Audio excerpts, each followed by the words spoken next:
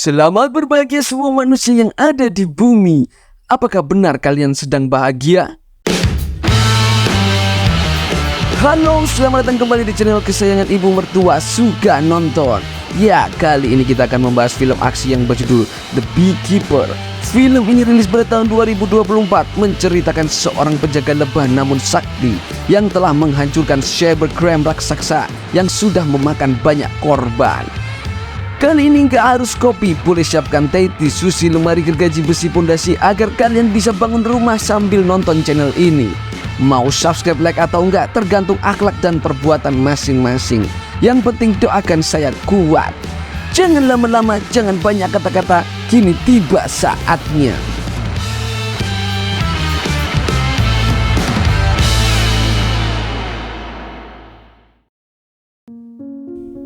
Pada awal film ada seorang pawang lebah bernama Adam Clay, beda dengan Adam suami Inul yang sedang menerapi tawan-tawannya pakai listrik di sebuah rumah milik seorang ibu-ibu bernama Nyonya Parker.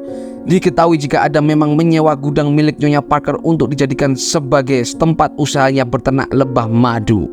Di sisi lain, melihat Nyonya Parker sedang sibuk dengan laptopnya sampai muncul peringatan yang menyatakan jika laptopnya terkena virus, lengkap dengan nomor telepon yang bisa dihubungi.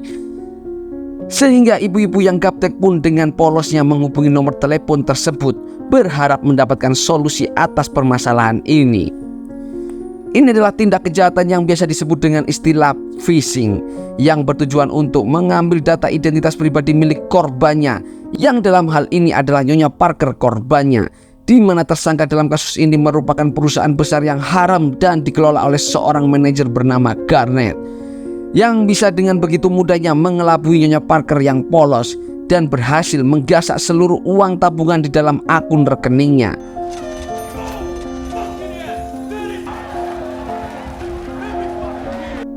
Mateng aku, itulah kata Nyonya Parker dalam hati ketika sadar tabungannya habis. Kembali ke Adam yang sedang mempacking madu-madu hasil ternaknya, ia mengambil satu botol madu dan berniat untuk memberikannya kepada Nyonya Parker. Setiba di sana, tiba-tiba Adam melihat Nyonya Parker yang sudah tewas akibat bunuh diri dengan cara menelan tawon milik Adam hidup-hidup. Hehehe, bercanda lur. Sementara putrinya yang bernama Verona mengira jika Parkerlah pelakunya, sehingga Adam pun segera dibawa oleh pihak kepolisian untuk diperiksa lebih lanjut. Satu malam Adam harus ngeringkuk di dalam penjara besi sebelum akhirnya ia dibebaskan karena tidak terbukti bersalah. Verona yang sudah salah paham pun menemui Adam di gudangnya untuk meminta maaf atas kekeliruan ini. Padahal Adam akan menyuruh tawan-tawannya mengentuk alias menyengat mulut Verona. Untung Verona minta maaf lur. Verona kebetulan adalah seorang agen FBI. Ia sudah berkoordinasi dengan divisi terkait hingga didapatkan informasi mengenai para pelaku yang ternyata sudah beroperasi sejak 2 tahun yang lalu, dan sampai saat ini belum berhasil ditangkap akibat minimnya petunjuk yang didapatkan. Di waktu yang sama terlihat Adam mengambil ponsel yang ia sembunyikan di dalam salah satu sarang lebahnya, menghubungi divisi terkait untuk menanyakan alamat lengkap para pelaku cybercrime ini, sehingga bisa disimpulkan jika Adam adalah mantan agen khusus yang bekerja di salah satu divisi rahasia milik pemerintah. Tanpa buang waktu, Adam langsung meluncur ke alamat yang dimaksud. Sambil menenteng 2 jerigen bensin, Adam dengan terang-terangan akan membakar habis gedung ini. Kedua satpam yang kekeh menghalanginya, malah Adam pun melakukan hal ini.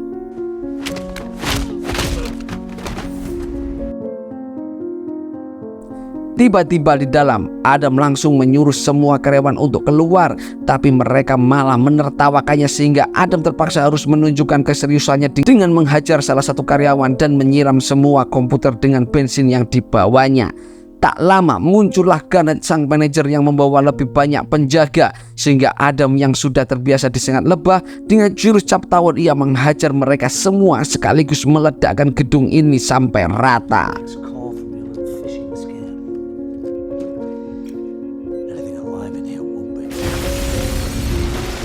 Melihat gedungnya hancur, Garnet pun langsung menghubungi atasannya yang ternyata masih sangat muda. Dia bernama Derek. anak orang kaya yang diam-diam menjalankan bisnis haram dunia maya, yang ketika mendengar salah satu tempat usahanya hancur, Derek segera menemui orang kepercayaan ibunya yang punya peran penting di pemerintahan bernama Wallace untuk mencarikan nama dan alamat pelaku yang sudah meledakkan gedung usahanya. Karena Derek terlalu sering membuat masalah, Wallace pun malas untuk membantunya kali ini. Sehingga Derek pun kembali menghubungi Garnet dan menyuruhnya untuk melacak satu persatu korban. Barangkali pelakunya adalah salah satu dari mereka. Tanpa buang waktu, Garnet pun membawa serta 3 preman sewaan untuk melacak satu persatu alamat rumah korbannya, di mana Garnet yang sempat bertemu Adam secara langsung pun langsung sadar jika pemelihara lebah yang dilihatnya saat itu adalah orang yang mereka cari. Sebelum menyuruh Adam ke gudang, Garnet pun menyuruh 3 anak buahnya untuk menembak seorang lebah milik Adam. Garnet telah menghancurkan satu-satunya pekerjaan yang Adam miliki.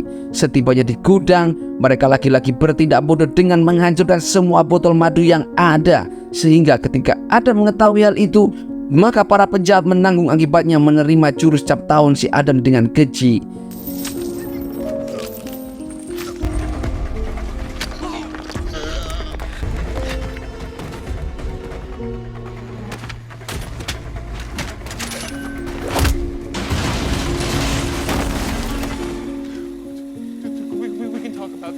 Jari tangan kanan Garnet habis terpotong dan sengaja dibiarkan hidup agar bisa menjadi pesan ancaman untuk atasannya si Derek.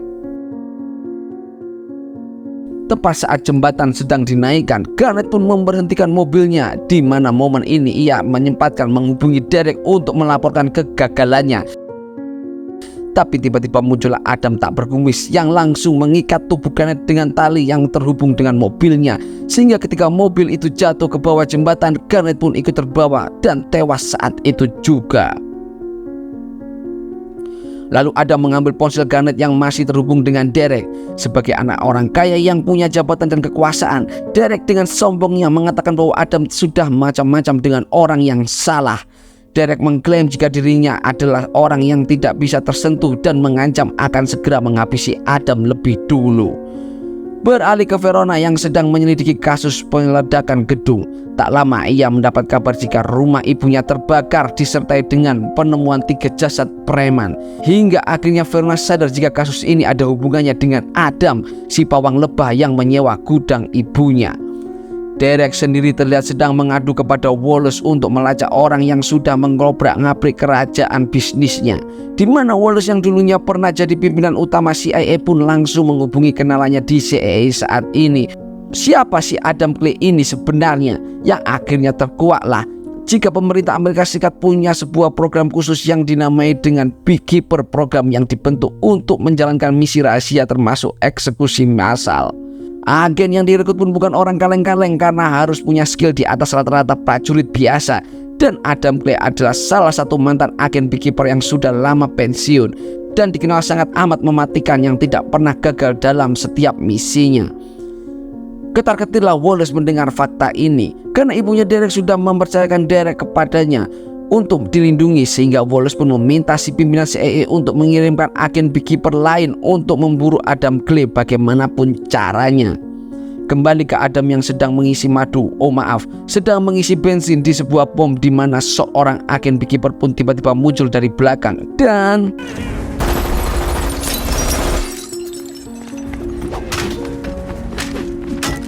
Adam berhasil menumbangkan si agen brutal ini, di mana Adam juga memotong salah satu jarinya untuk ia gunakan sebagai fingerprint agar bisa membuka pintu tempat tinggal rahasianya. Pimpinan CIA pun langsung melaporkan kegagalan ini kepada Wallace. Divisi Beekeeper nampaknya angkat tangan untuk memburu Adam. Mereka memilih untuk tidak ikut campur, sehingga kini Wallace sendirian dan harus melindungi si Derek tanpa bantuan dari siapapun. Maka dari itu Wallace pun langsung mengumpulkan para agen CIA terbaik yang pernah bekerja untuknya dulu. Mereka adalah yang terbaik dari yang terbaik di bidangnya, sehingga Wallace menaruh harapan besar kepada mereka semua untuk bisa melindungi Derek atau bahkan jika bisa habisi Adam jika ada kesempatan. Kembali ke Adam yang sudah sampai ke kediaman milik si agen Beekeeper yang tadi sudah dihabisinya. Menggunakan potongan jarinya, Adam berhasil masuk ke dalam dan mulai mengumpulkan informasi terkait lokasi cabang perusahaan Derek yang lain. Verona sendiri terlihat sedang berada di markas pusat FBI. Ia menduga jika target Adam selanjutnya adalah gedung perusahaan yang sama seperti yang sudah Adam ledakan sebelumnya. Sehingga pimpinan FBI pun akan mengerahkan beberapa pasukan khusus untuk melindungi gedung tersebut. Saat pasukan FBI akan masuk, mereka dicegat oleh pasukan CIA yang sudah lebih dahulu berada di sana, yang tentunya ini adalah atas perintah dari Wallace. FBI diminta untuk keluar saja dan serahkan urusan di dalam kepada CIA. Di dalam sendiri kita akan melihat seorang manajer sedang memberi arahan kepada karyawannya sebelum akhirnya CIA masuk dan menyuruh mereka untuk pulang demi keselamatan mereka sendiri. Namun si manajer malah menyuruh ketua CIA untuk bicara langsung kepada Derek, yang entah anak siapa sebenarnya si Derek ini. Tapi ketua CIA benar-benar tidak berdaya saat Derek menyuruhnya untuk jangan mengusik karyawannya, cukup dilindungi saja, tapi jangan ganggu bisnisnya. Beralih keluar gedung tepat saat pasukan CIA sedang membagi tugas satu sama lain, Adam justru ikut nimbrung dan menghajar mereka semua sekaligus.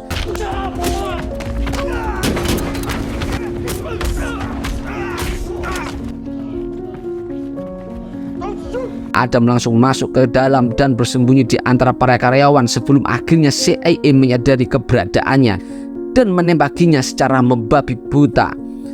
Dengan kecerdasannya, Adam pun bersembunyi tepat di atas lift.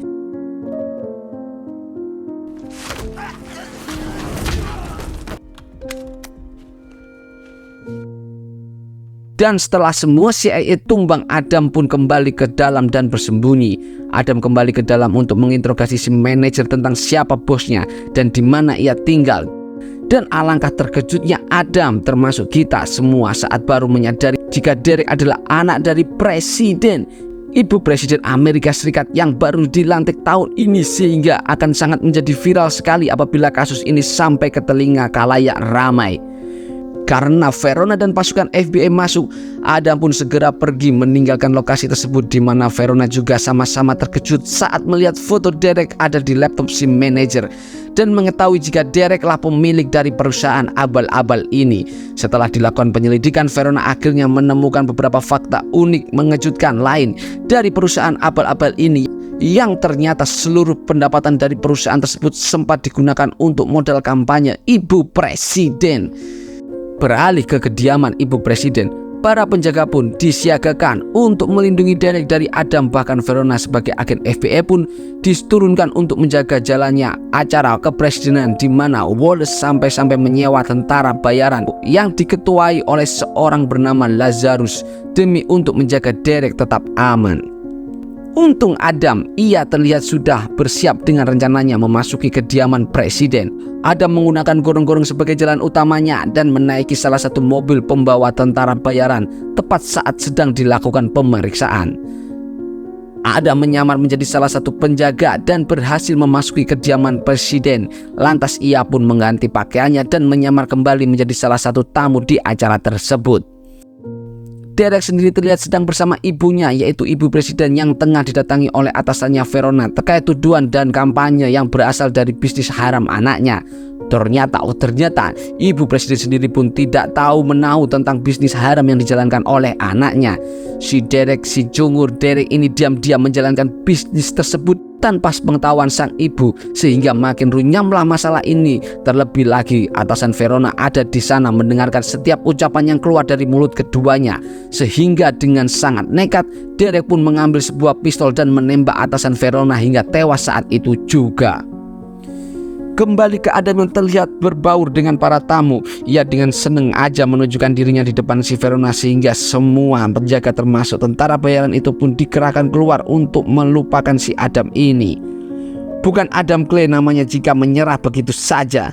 Tanpa semua orang sadari, di tangannya terdapat remote kecil yang merupakan pemicu dari bom yang sebelumnya ia tempatkan di salah satu mobil, sehingga ketika waktunya sudah tepat, Adam pun langsung menekan tombol tersebut. Dan setelah melumpuhkan semua tentara bayaran, Adam pun menaiki gedung menuju lantai tempat Derek berada. Ia lagi-lagi harus mengeluarkan keringat saat semua penjaga termasuk pas pampers menghadangnya, sehingga inilah yang terjadi.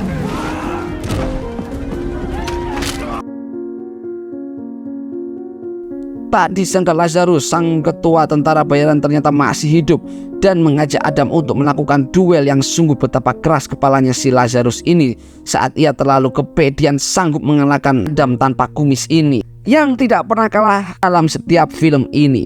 Selesai dengan Lazarus, Adam pun dihampiri oleh Wallace yang membujuknya untuk pikir ulang kembali niat balas dendamnya. Namun hal itu sama sekali tidak mengurungkan niat Adam yang tetap mendobrak masuk ruangan tempat Derek bersembunyi.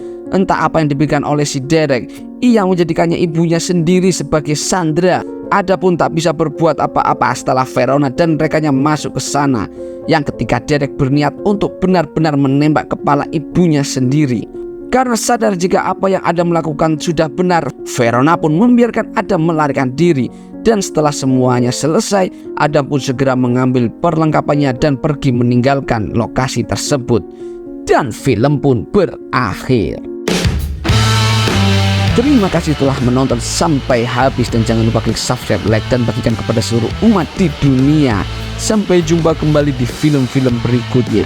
Suka nonton, suka banget lur.